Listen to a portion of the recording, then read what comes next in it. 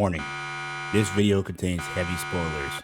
If you have not seen the movie, I recommend you not watch it until you have seen the movie. You have been warned. What's up, everybody? With my channel, I am DJ, aka Token Black. I need for the first time. Hit that like button, subscribe button. So, I already did my my movie review for Across the Spiderverse. Highly recommend the movie. Go see it if you have not seen it. But this is going to be New Rockstar's breakdown and ending explained for the movie. So if you have not seen the movie yet, I recommend not watching this video. But that's on you. So you've been warned that there's going to be heavy spoilers in this. So I enjoyed the movie. I gave it 9.5 to 9.9 out of the movie. It's my favorite movie of the year so far. It is. But yeah, let's see what Mr. Voss and the New Rockstar guys, what breakdowns they have found, and the stuff that we missed, and the stuff that went over my head that I didn't know. Like I said, I'm a big Miles Morales fan. I didn't read much of the 2099, if at any of the 2099 Spider-Man. I know who he is, but I don't know all his details and his backstory and everything. So I went in blind with him, but I'm big on Miles Morales. So as you can, I got stuff behind me and everything. But yeah, let's check it out. Let's see what we missed. It's a long one, so let's get into it. Here we go. Welcome back to New Rockstars. I'm Eric Voss, and this is a breakdown of Spider-Man Across the Spiderverse, a heartbreaking and stunningly animated sequel to 2018's Into the Spiderverse, a movie filled with Easter eggs, cameos, and nice and crispy, and incredible attention to detail. I'm going to break this movie down frame by frame to point out a ton of details that you might have missed, and I revisited and broke down the 2018 film for dozens of new details, and I hosted a live stream of Across the Spiderverse on the Deep Dive channel. So subscribe to the Deep Dive and support us with a Miles Morales Multiverse Dive shirt over at Riot Shop. And whoa, hey, look at that. I'm already wearing it right now. I'm gonna wear this shirt until I'm bleeding from my armpits. Okay, over the opening glitching logos for Sony, Columbia Pictures, and Marvel, there is a brief Miles from his name tag in the 2018 film that he slapped on everything. And the Lord and Miller logo has their crest glitching to an old-timey fine mustache. Yeah, I saw that. The faces of the producers themselves. And as with the 2018 film, we actually open with the approved by the Comic Code Authority stamp, which was put on comics covers in the 50s to reassure parents that the comics wouldn't glorify crime or corrupt their kids' minds. I know that. We open with Gwen Stacy, this time framing this sequel as much her story as it is Miles'. Exactly, that's why I said my review. Let's do things differently this time, telling Miles' story third person instead of the first person perspective of the introductions of the first film. We see the selfie of Gwen and Miles that she had on her phone in the last film, where you can actually see Peter B. Parker's legs stretched out between the bus seats behind them. This was on their bus ride back, the first time they really connected. And we see Gwen drumming as a member of her band, the Mary Janes, setting up the wild drum solo music that we hear over the closing minutes of the movie as Gwen reassembles her new band. But during Gwen's solo here, we see flashes of Miles' life from the first film, but also his upcoming battles with Miguel and the Spot. So really, this kind of serves as an overture or a prologue for the events to come. This is Gwen's home universe, Earth 65, and the animators designed it to have a pastel watercolor aesthetic. It was actually so watercolor. The paint strokes flood into each other, a contrast the backgrounds to were really nice and boundaries of the other realities. On the subway, Miles appears in the windows, recalling the 2018 film when Stan Lee appeared as an angelic presence on passing trains, which really hit hard back then because it was just a few weeks after Stan died. Gwen remembers before Miles when there was her Peter Parker. This Peter's voiced by Jack Quaid. In her flashbacks, Gwen has longer hair from because The this Boys. was before Miles stuck his hand to her hair and she had to shave it. Gwen flashes through several meals that she, Peter, George, and Aunt May prayed before, including one that might be Halloween. Peter dresses as a dinosaur or a lizard. Gwen in a traffic cone shirt. George is a cowboy. That kind of foreshadowing. What is that? Bagels! This is the cursed food that led to the Spot, and in 2022 became the symbol for the multiverse with everything everywhere all at once. The bully that roughs up Earth 65 Peter isn't Flash Thompson, it's Ned. As in the Spider-Gwen comics, this Peter becomes a lizard. This is Halloween costume, which we actually saw at the end of Gwen's backstory. I also didn't realize Spider-Gwen hear the voice of J.K. Simmons as J. Jonah Jameson reporting Captain George Stacy is he's got to play every JJ J. Jonah Jameson in every single realities in this movie, including the Lego universe. The Lego one was pretty cool. This guy is a freaking Nexus being, I'm telling you. He should play every JJ in every Spider-Man movie. And otherwise pink wash, showing her depression. Her room, her sanctuary, is also like her blue, artwork like she style. is, but her dad, in orange and fuchsia, wears a faded Visions Gymnastic Academy sweatshirt, suggesting he might have once done cheer and probably coached Gwen's acrobatics when she was young. He's a good papa. Gwen has replaced her teal ballet slippers with teal Chuck Taylors, which she reportedly got from Hobie Brown. So I don't know, maybe they met before Gwen teams up with Miguel and Jess in the Spider Society. When Gwen hugs her dad, the blueness of her room warms transforms into pink watercolor. I love Sometimes that that's all it background. The takes to artwork change is your whole amazing. world. Above Gwen's door is a sign reading "Protect Trans Kids," and some of you are mad now. And if that pisses you off, feel free to stop watching. I don't need reviews. Spider-Gwen webs up her dad. So, how's the manhunt for me going? Yeah, she lowers her voice just like Miles does when he is masked and he talks to his dad. Thank you for your bravery tonight. Now, the vulture she fights glitched here from another universe, and he's named Adriano Tumino instead of Adrian Toomes, voiced by Jorma Taccone. His design and his sepia color tone and his papery texture is based on Leonardo da Vinci's sketches. I like how when he fires weapons, Da Vinci scribbles and instructions appear around him. He lands in front of the Jeff Koons retrospective exhibit. This is a real exhibit at the Guggenheim with balloon animal fixtures made from stainless steel. So basically, this is a Renaissance era artist disgusted with postmodernism. It's just kind of an art joke. He says, which translates to "Bye Girl" on the screen, but Gwen is saved by Miguel O'Hara, voiced by Oscar Isaac, Spider-Man 2099 from Earth 928, who first appeared in the 2018 film post-credit scene. Gwen says, "I'm sorry, who exactly are you supposed to be?" Isn't it obvious? The Blue Panther. That's funny. The Caped Blue Satyr? Yes, Blue Panther reference to Black Panther with similar claws, Caped Blue Satyr reference to Batman, Caped Crusader with similar brooding. When he's introduced with this comic, it lands on the stack of the comics of all the other Spider people we've met, including all the ones in the first film in the order that we met them. I just like how this stack is cumulative. Miguel shames her and the others for breaking the multiverse in the last movie, and then he says, "He started on Doctor Strange and the little nerd back on Earth 1999-99. Who's Doctor Strange? Sounds like you maybe shouldn't practice medicine." Yes, Earth 199-999 has in the past been the numerical designation for the MCU films and the shows, but this was thrown into question when Christine Palmer called it 616 in Multiverse of Madness. I made a video proposing that the MCU deserves neither designation. Vulture reassembles his wing, and Miguel complains, he's got hammer space. And then we see an editor's note text window popping up, defining it as an infinite extra-dimensional storage area for cartoon hammers and the like. This is calling back Spider-Ham's mallet gift to Miles that he said could fit into any pocket and not take up any space. Miguel's digital assistant is Lila, voiced by Greta Lee, and she calls in Spider-Woman Jessica Drew, voiced by Issa Rae. Her yellow goggles match the shape of her yellow eyepieces in the comics. Overall, she has the red, black, and yellow color scheme like she does. And yes, she is pregnant. Are you, Oh, this? We don't know the sex yet. My husband wants it to be a surprise. He's really corny, but so hot. Jessica Drew is pregnant in the comics leading up to the Secret Wars event, and we do not meet her husband in this movie. Presumably, we will meet this interesting character in the third movie, Beyond the Spider-Verse, coming next year. Now, when the Vulture falls, he hits a beam, and then text says,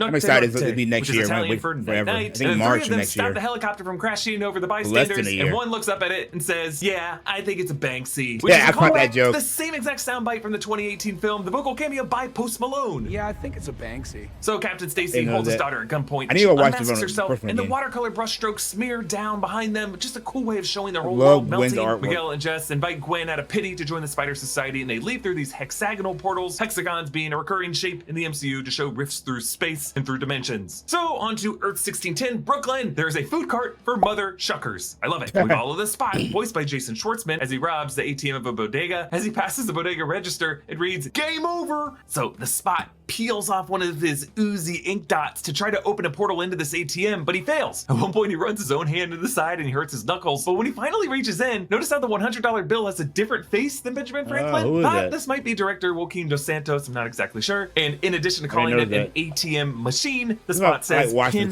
number, which is also redundant since N stands for number already. Now, Miles cuts away from this to recap the past year. The sequel, I believe, is set 1 year and 4 months after the first movie. Among the villains he fights appears to be the Marvel villain Leapfrog. He says he hosted Jeopardy with categories including arachnidiums, spider sense and sensibility, the wide web world, and Thwibbit. We learn he endorsed baby powder, which is a callback to Peter B. Parker's advice in the first film to use baby powder to get in and out of the suit. Then he has to apologize in a YouTube video. And then we see Miles adding to his No Expectations wall art mural all of his friends from the 2018 film. I love how throughout this movie, Uncle Aaron keeps coming back and back and back just to remind us how important he is to Miles' life and set up the big twist in the final act of this movie. That twist got me at the end. Causes him to be late to his parent-teacher conference, flying through portals in the background, and catching a goose, which is a callback to when Miles got stuck to 2 pigeons in the first movie. And when they fly through a blue portal, following them is another bagel, the symbol of Jonathan Owen's pain and his rage toward Miles. I like how on Jefferson's phone text history, he wrote in all caps, "This is imporkage," and then he tried to correct Kent, and then finally gets it right. Miles fights with the Spot on a rooftop, dodging his punches and kicks. At one point, squeezing between a punch and a kick, essentially threading the needle. I love it. Miles pats the Spot on the head, and red text reads, "Good cow," because with all the spots. Oh, cow, And then Miles of the Spot tumble into the foam party cafe, having a literal foam party cafe with all the suds and bubbles and that goose squawking around. This is the same cafe that Jefferson pointed out at the beginning of the 2018 film, the one with the long line, as the neighborhood was being gentrified. Miles returns to his Brooklyn Visions Academy dorm room where his roommate remains, Dante Lee, who is Miles' buddy in the Ultimate Comics, but this character in the 2018 film had all of his dialogue cut. The character has now been given lines and aged up in physique and in voice. I'm not your guy in the chair. The guy in the chair that's I can't help it Ned. if we're the same size.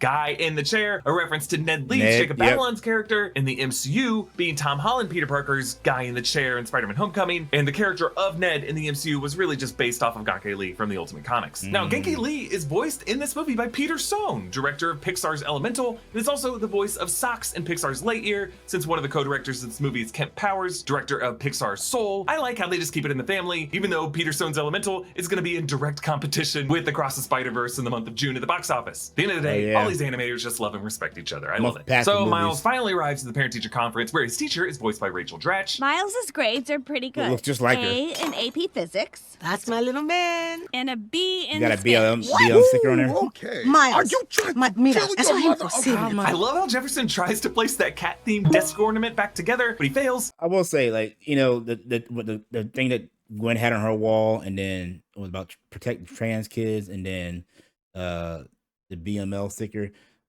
It doesn't bother me because it's not, you know, it's little subtle things like that. It's not like forcing it, I would say. So I don't have a problem with that kind of stuff. That's just my personal opinion.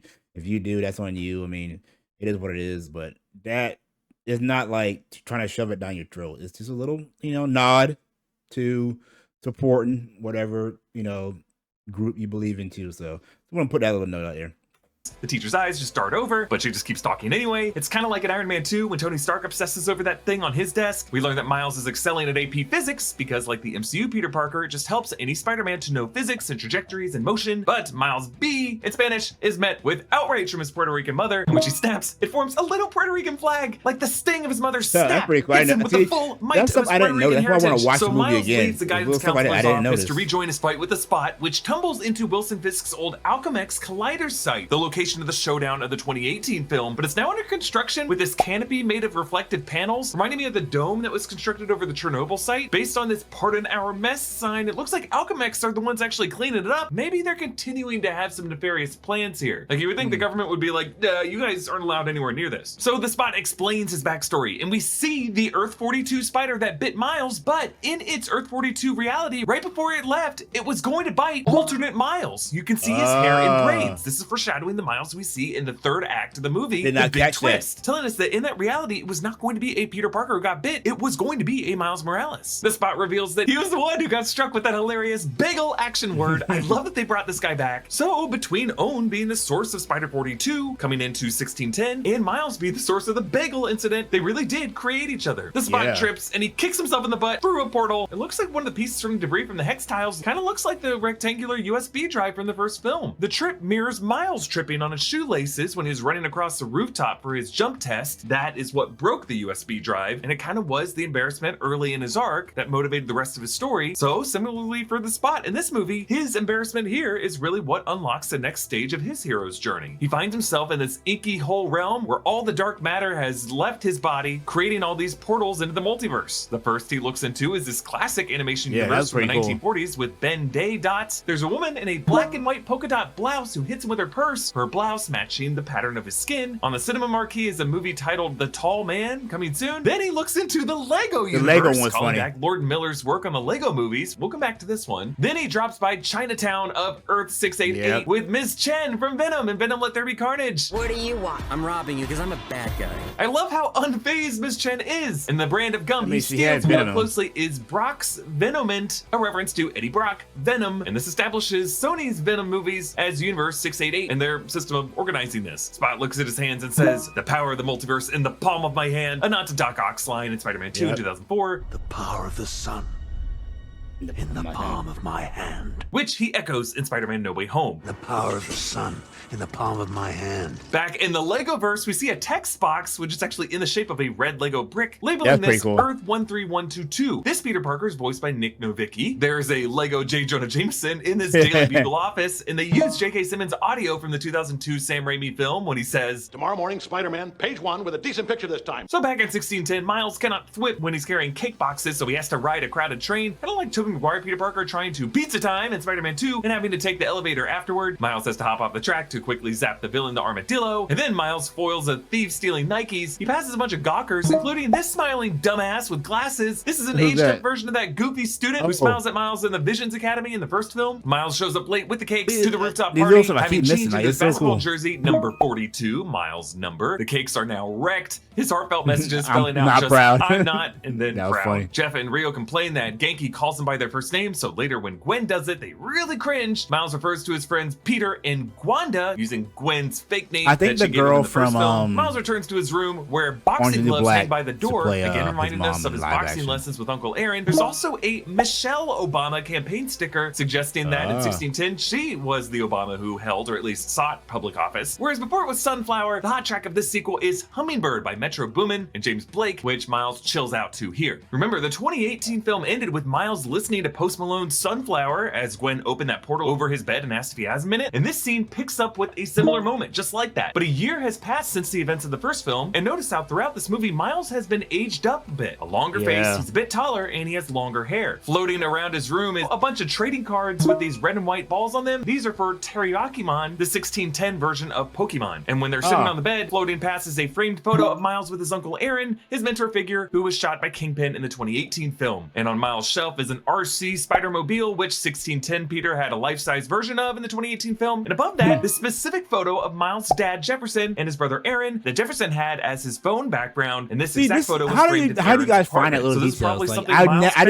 even in know his that uncle's when I apartment watched the and moved to movie. his bedroom. Also, on the shelf on the left side of frame, Miles has this wooden moose. This is actually an Easter egg for Lord and Miller's 2021 film, Mitchell's vs. Machines. This moose is a hugely important item to the Mitchell family in that movie. Gwen finds Miles' sketchbook. Our man is lucky that she didn't see any of the other drawings he probably drew of her in this. But over on the left, he kept a bus ticket stub, Hudson Valley Explorer, Schenectady to Brooklyn Central. This was the bus ride home that they took after Gwen saved them from Olivia Octavius in the forest in the 2018 film. So Miles has been scrapbooking his relationship with her. Miles and Gwen swing from construction crane to construction crane, just like Andrew Garfield Spider-Man does at the climax of the 2012 Amazing Spider-Man film, as they thread the needle between buses. Notice how this whole block is just colored in pink and teal hues, a way of showing how Gwen's colors are tinting and shading this reality as her influence spreads throughout it. There's this awesome point of view shot from the truck driver. Miles swings on the right side, reflected in both mirrors, and then we turn to the right side mirrors as he flies behind the truck, and the exclamation points from his screen chase him, just like the "ah" from his fall in the 2018 film and the "woo" in the final act. I just love how Miles stays behind Gwen throughout this whole sequence, hiding his clumsy collisions and trying to come off as more confident than he really is. Really, though, just copying Gwen's moves, like hastily tying his web to his ankle. He tries to claim that he's learned just as much as she has, but really he's just actively learning in this moment from her. They pass the hot dog vendor, and we see the action word "take" on the hot dog swipe, but then Miles whips money to the vendor's chest. If you look closely, this is an alternate universe $25 bill. I love this. There's just a kid who mindlessly licks the window of the train with a big old smile. Licker. I think he's my favorite character in this He's a movie. I window can licker. watch him on loop. This is just so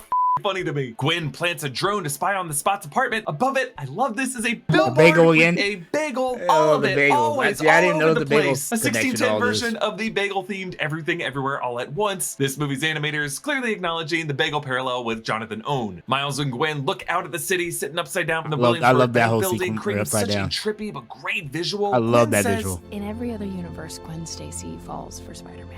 There's And one in shot that they every do I want to other give for a wallpaper. universe, it doesn't end well. Not only is she referring to Earth 65 Peter's death as the lizard, she's also referring Anya to Garfield. the universes where Gwen Stacy famously dies in the Death of Gwen Stacy arc, Yep. like we saw with Emma Stone in The Amazing Spider-Man 2.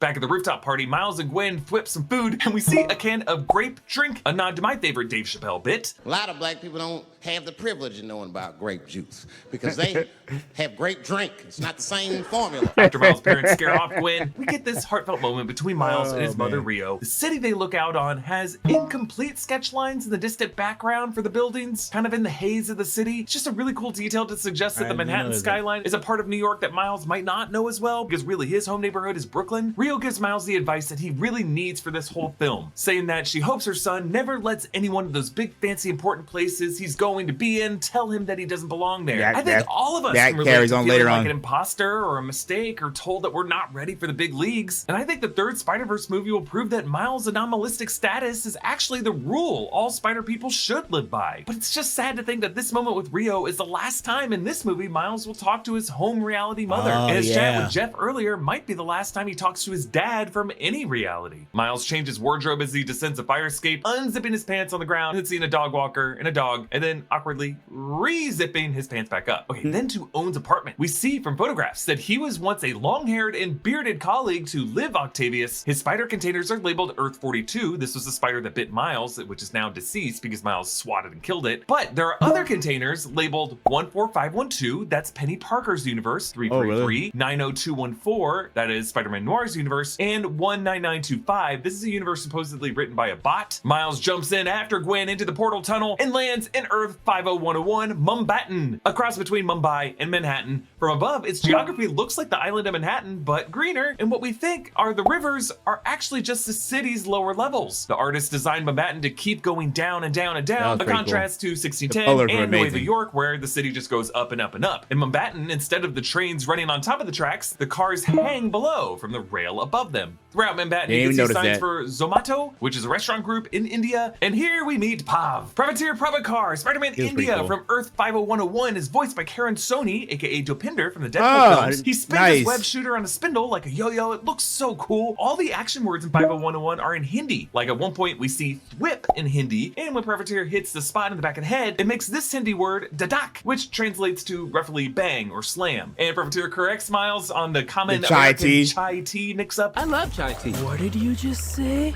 Chai tea, chai means tea, bro. You're saying tea. And I love how Miles is so distracted, he spills the tea. It flows from the cup onto the table. Also, you could consider this a callback to Miles correcting the spot on ATM machine, which is also redundant. The M stands for machine already. So as these three fight the spot in Mumbattan, we see that his dark matter has filled in more of his body so that he's gradually going more from white to black throughout this movie. He makes it to the Mumbattan Alchemix lab for its collider, and Miles tries to supercharge the barrier with this new move that he's working on. But Hobie Brown arrives, Spider-Punk, voiced by Daniel Kaluuya, and he looks so cool in this movie. Made up of different textures of paper, I like his art style, posters, but a lot of it is in the speed at which he moves. In the 2018 film, remember, Miles was initially animated on 2s, which means 12 frames per second instead of the normal 24 frames per second, giving him a more staggered, choppier movement. By the end of the movie, he was animated on 1s to show his evolution into smoother, more confident swings in 24 frames per second. Hobie in this movie is deliberately animated, I guess you'd say on 4s? It looks like 6 frames per second. Really, really choppy movement, but intentionally staggered. A punk rock poster come to life. I love how this reflects Hobie as a character, a spider variant who makes a choice of being out of step with the other spider people, even more grounded in his home medium. He's probably one of my favorite characters in the whole movie. It shows Miles that there's another way to exist in this multiverse, an arguably more powerful way, because it forces the viewer to look at every single pose that you strike. Hobie says, I'm not a role model, I was briefly a runway model. I hate the AM, I'm gonna PM, I hate labels. Yeah, hate the PM. A bit of wordplay there, because wordplay is always very common in the Cockney slang. Like later we see him say Scooby-Doo, meaning clue. But by PM, yes, he's saying he hates the time of day in the afternoon, but also he hates the PM as in the Prime Minister. The punk rock music scene in the UK grew out of anger largely at Prime Minister Margaret Thatcher. Just started. The spot activates the collider and fuses with the dark matter, and Miles' consciousness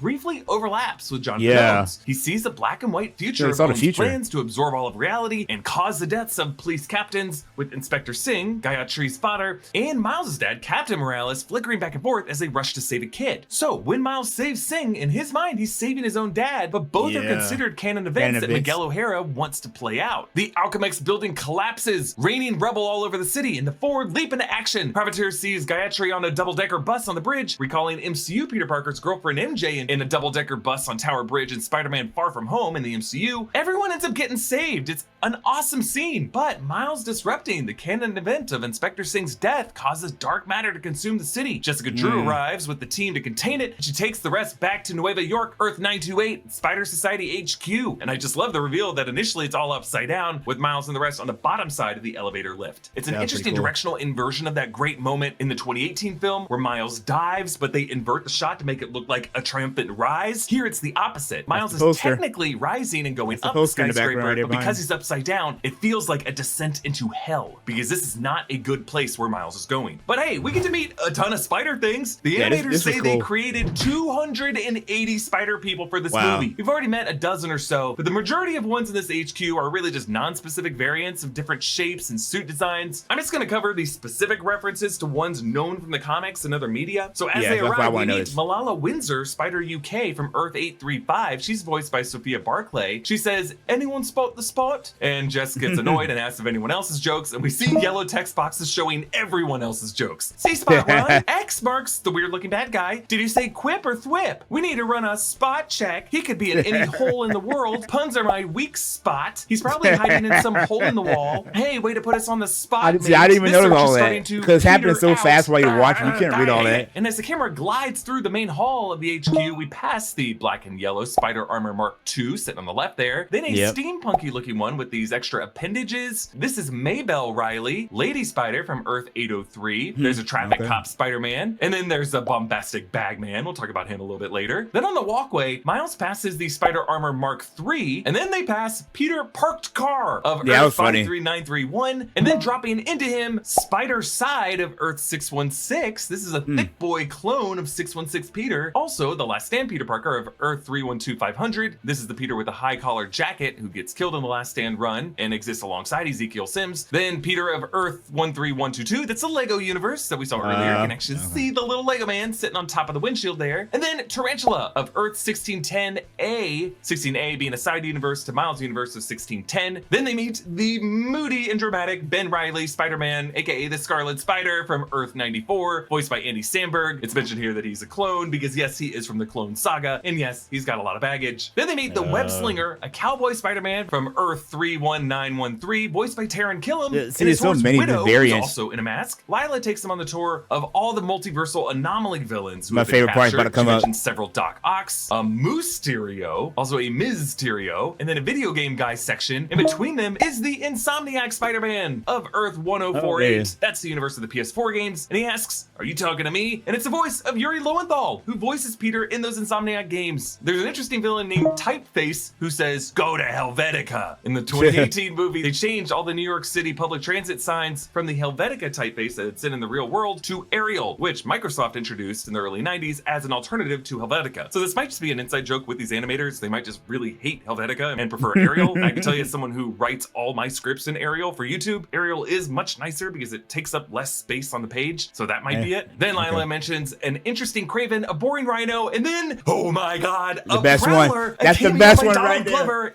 That's the best one right there. I was so excited. Himself, and Glover says, "I slipped." Remember, Glover played Aaron Davis in the live-action MCU in Spider-Man: Homecoming in 2017, and in that movie he referenced having a nephew who my lives favorite in that part. area, and in a deleted scene calls him Miles. Glover also cameoed in the 2018 Spider-Verse film from his scene in NBC's Community when Troy wears Spider-Man PJs. It's possible that this could be the same Aaron from the MCU just years after Homecoming. It is just wild to see a live-action character sharing the screen with animated ones like Mary Poppins or Who Framed Roger Rabbit, and it increases the likelihood that this series in the next movie may introduce a live-action Miles Morales who will be in the MCU and in the Sonyverse. Miles meets Margot Kess, aka Spider-Bite from Earth 22191, voiced by Amanda Stenberg. She is a digital avatar, and her physical body is back at home, where she has a poster, "We Are Incognito," with a Guy Fawkes logo, an alternate version of the hacker group Anonymous. All these anomalies are sent to the Go Home machine, which comes back later, but Margot states here that it's based on DNA, which is important. On their way in to see Miguel, Hobie rips a piece of tech out of the wall just joking, I bet this doesn't do anything, but it sets up how later he's able to engineer his own multiverse watch for Gwen to use. Like, notice as they continue to walk through, he keeps swiping more and more stuff to use for it. Around Miguel's lab are futuristic versions of tech from villains Miguel has defeated by the year 2099, including the claw of a Prowler, the arms of Doc Ock, and the glider of Green Goblin, showing how he must use scraps of their tech to continue building his technology. Miles tries to connect with Miguel by offering him empanadas, but Miguel throws the food back in his face and responds in a curt, more technical Spanish than Miles' folksier Puerto Rican Brooklyn slang. Peter B. Parker returns along with his new baby daughter, Mayday Parker, who has a baby day pass, telling us that Jessica Drew gave Miles a wristband that's normally for babies. So Miguel launches into his big explanation, first depicting all of reality as a glowing white vine with branches, like imagery that I think is made to look just like the sacred timeline of the MCU, that's what I thought from Loki. Split into a multiverse at the end of Loki, and is now a messy web, last seen in the post-credit scene of Ant-Man the Wasp Quantumania. It's clear that this movie is trying to establish the animated Spider-Verse as part of the live-action Marvel multiverse from the MCU. But over this white vine, straight red lasers beam out to represent the Spider-Verse. Miguel O'Hara refers to this as the web of life and destiny, which is the term in the comics, or as he says here, arachno-humanoid polymultiverse. The nodes represent canon events, and in the first one we see 6 different comics moments when a spider bite occurred, including an early one where Peter's wearing the yellow vest. Behind that, to the right, are various moments Peter and MJ connect, including Kirsten Dunst, Mary Jane kissing Tobey Maguire, Peter in the Rain from the 2002 film. Then to the left, the next nodes that Miguel refers to as very, very bad, shows 6 moments the Venom symbiote overtook Eddie Brock in the comics. It's fascinating that Miguel categorizes the creation of Venom as a canon event in the life of every Spider person. To me, this kind of feels like Sony's trying to make Venom as important as possible to their Spider-Verse franchise, which also would be kind of weird because their 2 Venom movies so far removed the Spider-Man step from the Venom origin. But going forward, the implication here seems to be that every Peter, Miles, Gwen, or whoever will spawn a symbiote-enriched rival that will plague their lives. Then Miguel takes us through what I'm going to call Death Alley, all the mentor figures that the Spider people have lost. Miles sees a projection of his loss of Uncle Aaron from the first film, and Miguel singles out what he calls Event ASM 90, which is a nod to the Amazing Spider-Man number 90, in which George Stacy goes to save a kid. We actually see the same comics art of those panels here during Spider-Man's fight with Doc Ock that ends up taking George's life. I believe it's 31 issues after this, Amazing Spider-Man 121, that is the death of Gwen Stacy, his daughter. Miles turns over to a parallel moment, a projection of Andrew freaking Garfield, Peter Parker, crying over the body of Dennis Leary, Captain Stacy from 2012's Amazing Spider-Man film when George was killed by Rhys Ifans' version of the Lizard, Dr. Connors. And again, since all these Tobey Maguire and Andrew Garfield moments connect to the MCU by association, this animated Spider-Man film is giving us a codified understanding of how the Spider-Verse is all connected, including to the MCU. Miguel confesses that he tried to bypass a canon event of his variant's death in a reality so that he could be happy in a reality with his daughter Gabriella, but eventually that reality erased around him. This may remind you of the logic of what's called absolute points in What If Episode 4 over in the Marvel world, but it just sounds like different terms for the same kind of idea. Peter B. Parker explains the necessary loss of Uncle Ben, and in one node portal we see Cliff Robertson, Uncle Ben, dying from the 2002 Sam Raimi film, and Tobey Maguire, Peter Parker crying over him. But to the right of that is the animated Spectacular Spider-Man, the one voiced by Josh Keaton, in the moment his Uncle Ben died, and then on the far right is Uncle Ben's death from the cutscene of the PS4 game. Josh Keaton actually joins the other Spider people in this intervention, saying, "I know it's hard, but it's the truth, Miles." When Miguel traps Miles in this red energy field, Hobie holds out his hand's palms, calling back his advice to Miles back in Mumbattan to use the palms instead of the fingertips. And so when Miles listens to him and blasts out of the cage, and all the other Spider people chase after him, Hobie's like, "Nah, I'm out," and he leaves back through a portal and tosses his watch behind. So if you look ahead to Spider-Man Beyond the Spider-Verse, Hobie Brown is a very important character and a potential mentor to Miles Morales. He's probably my favorite character in the whole thing. Alerts the Spider Society in this cafeteria. One of them's reading a newspaper with an opinion page headline, "Are cats man's best friend?" They all break into groups of 3, recreating the pointing meme from the post-credit scene of the 2018 film, which of course was repeated in the live-action Spider-Man No Way Home. I just love the idea that 3 is kind of a magic number for these Spider people to stump them into confusion like this. The group closest to us includes the white logo PS4 game Advanced Suit Spider-Man, and next to him is Spider-Man Unlimited from the late 90s animated series. And then entering Sector 4 is this dude.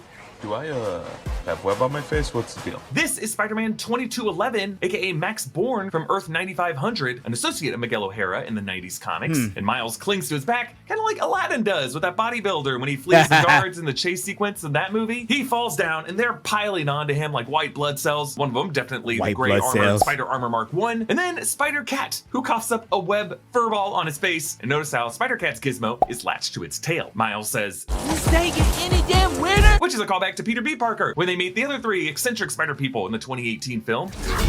This could literally not get any weirder.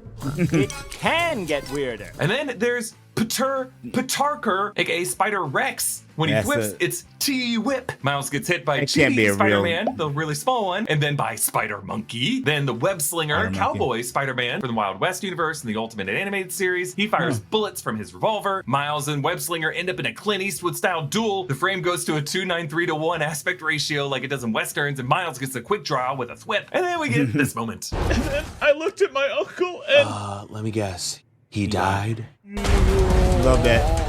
I love it. On the walls of this therapy office is an ink blot test that, naturally to us and to all these characters, looks like a spider. There's also a diploma from Ditko University, a nod to Spider-Man co-creator Steve Ditko, and it names this therapist Spider-Man Ezekiel Sims, who is the old man Spider-Man from the comics. So since he's the oldest of them, he probably is the wisest and has the most therapeutic wisdom to be able to give them. Peter B. Parker asks Miguel to take a photo of he and Mayday's first chase together. Miguel blows him off, but Mayday whips the button of the phone to take a selfie. During the chase, Miles slides into the legs of Flash Thompson Spider-Man, aka Captain Spider. He wears the Letterman jacket. Miles swings ahead of the bombastic Bagman. This is from the comics when Peter gets stuck in the Fantastic Four's Baxter building and has to borrow one of their suits and wears a brown paper bag over his head to disguise himself. When Miles twists the bag around on his head, you can see the CMYK Ben-Day dots in his outline staying the same size. We also, of course, see Spider-Man from the Mangaverse. Miles pushes him away. Miles gallops on the horse Widow past the anomalies who cheer him on while booing Miguel and the others. Miles takes Webslinger's hat and stuffs it in the face of Spider-Wolf. Then Miles passes Charlotte Weber, the Sun Spider, who has Ehlers-Danlos syndrome that affects her joints and connective tissue, so she uses a wheelchair and crutches. She's voiced by Danielle Perez. The 1967 Spider-Man from the animated series returns from the 2018 movie post-credit scene, voiced by Yorma Tacone. And then Miles runs through a kind of danger room with past villains, the Sinister Six from the 90s animated series. We see Doc Ock, Shocker, Goblin, and Rex. Then Miles dives out of the skyscraper. A cyborg Spider-Woman follows, along with a Canadian Spider-Woman with a hockey stick that Chibi Spider-Man rides. Miles drops into the underworld in Nueva York, and Peter B. Parker tries to get him to hold Mayday, saying Miles is the reason he had a kid. Reminds us of that moment in the 2018 film when, remember, Peter B. Parker had split up with his MJ because he didn't want to have kids, but upon meeting Miles and seeing him kick ass, he realized, wait, do I want kids now? Miguel chases Miles on the skybound bullet train, an incredibly animated fight. At one point in Miguel's lunge, a frame flashes from an animated storyboard cell, including some artist notes, Imperial Violet and Crimson Red. This is what instructs the artist which ink color to fill in the character with. I love that fight specific shades of the red and indigo for Miguel's suit. You'll notice these kind of lines and notes often hover around Miguel and his tech. I just love how it hints at Miguel at being a tech head and a control freak, constantly trying to upgrade and upkeep his own animation as he repeatedly has to replug his techno-organic suit. This is what Miles uses against Miguel here, placing his palm on his shoulder, overloading the suit, giving him a classic, hey.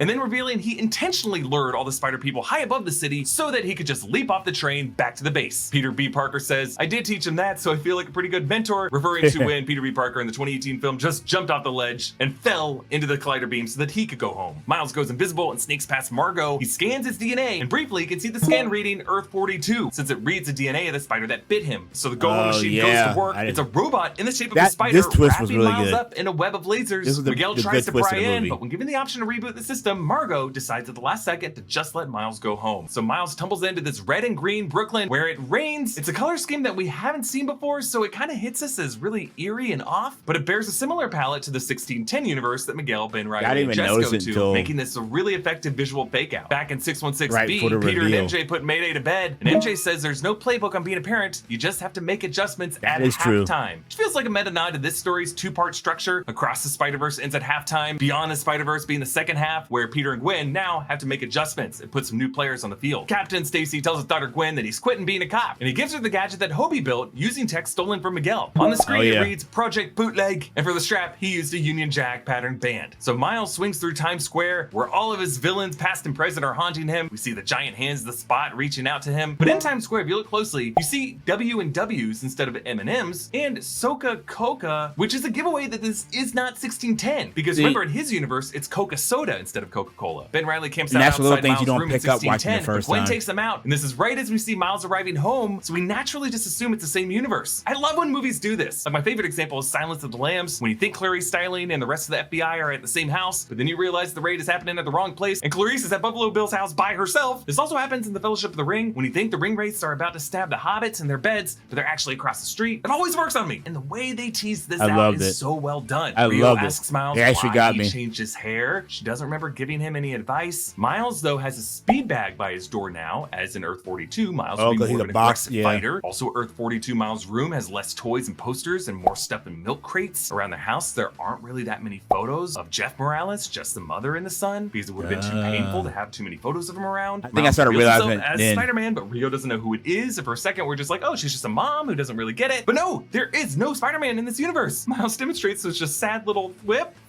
question mark. And there's a great match cut with Gwen standing on the ceiling of Miles' empty room in 1610. Cut to Miles in Earth 42 with his mom, and Miles finally figures it out, and it hits us like a hammer. Uncle Aaron walks through the door, having never died in this dimension because there's no Spider-Man. And they go to the rooftop. The city is plagued with crime, on fire, and the worst gut punch, the rooftop mural. In place of the Aaron Memorial, now has a memorial for Jeff Morales. In the upper corners of that mural, Pichelli and Bendis, for Sarah Pichelli and Brian Michael Bendis, creators of the Miles Morales character. Miles gets KO'd by his alternate Prowler self before he sees it coming. His spider sense never went off because he can't sense himself, especially if that variant self doesn't have spider powers. Miles wakes up tied to Aaron's punching bag, the same one that he used to work out on in the 2018 film, and the one Miles tied Peter B. Parker to. Aaron puts on an album, Ain't No Love by A Lion Unleashed, featuring Bobby Blue Band. Aaron punches the bag, releasing a blast of CMYK dots. Like all the ink was slammed out of it. We briefly hear the voice of J.K. Simmons, J. Jonah Jameson, reporting crime from the TV as a younger Prowler steps forward, Miles G. Morales, whose hair is braided, the same one we saw back in the Spot's backstory of the spider that left Earth 42. Our Miles' face is lit red on one side, blue on the other, mixing in the middle as Prowler purple. His fingertip manages to produce a small spark on the chain, but he doesn't have his full palm free. Meanwhile, Gwen reunites with Peter B. Parker in Mayday as we hear her drum solo returning from the opening minutes, and we see the new band that she has put together, including Gwen, Peter B. Parker, Mayday, Hobie Brown, Privateer Prevacar, Margot Kess Spider Bite, and returning from the first film, but not saying anything, Penny Parker, Spider-Ham, and Spider-Man Noir. And we end with Gwen asking us the line, "You want in?" This explains why the film opened the way it did. From Gwen's point of view, a third-person account of what Miles went through, telling us why she quit her band, saying let's do things differently this time, and why the opening images included things that happened to Miles throughout the film. This was all Gwen's sales pitch, her recruiting mission, what she said to every single one of these spider people to get her to join her team, to join this rescue mission, and this brave step to defy the Spider Society. So yeah, we want in, and go ahead and take my money for Spider-Man Beyond the Spider-Verse next year. Holy shit, what a cliffhanger and what a film. Please support our growing network with a Miles.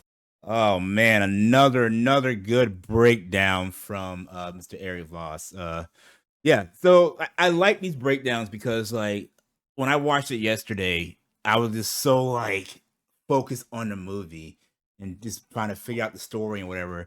You kind of get blinders on and you don't pick out the little details, and everything's happening so fast. Like you don't pick the little details in the background, which I was kind of trying to do because I know they did put stuff in the background, and I caught some of the things, but some of the things you just don't catch, you know, and some things you don't know about because you haven't read that certain comic or not familiar with that certain character, or you don't get the inside joke. So I appreciate these breakdown videos and everything. But again, I love this. I love the movie. Go see it. I might go see it again tomorrow with a friend. That way I can actually watch it again and look for the little details in the background and stuff again. So, but yeah, this was a long video. If you stuck to the end, I really appreciate it. You are a real one. So, leave a like and subscribe because we're almost to 700. And until next time, guys, I'll see you when I see you. Peace.